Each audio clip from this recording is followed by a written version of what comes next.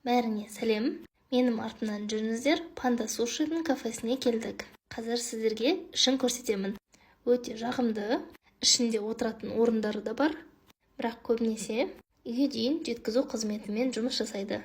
Ал мәзірін көрейін. Мен қазір балаларға да, үлкендерге де болатын бір сет таңдаймын, және соны сіздерге жақсылап көрсетемін. Бұл крокодил деген сет.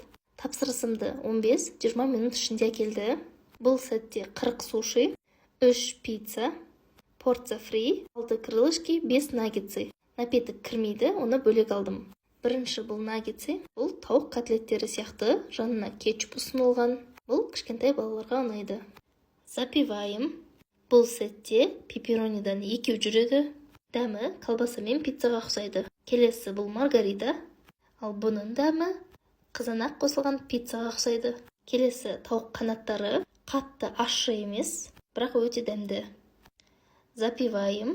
Ең бастысы бұл суши. Маған ұнағаны 40 сушидің ішінде 20-сы Филадельфия. Көп адам болып жейтін кезде 10 Филадельфия өмірі жетпей қалатын. Келесі запеченный. Бұл түрі өте дәмді. Және балық қосылған, қуырылған түрі. Бұл жерде ең дәмді түрлері қандай қап-қара диетический роллдар қосылмаған.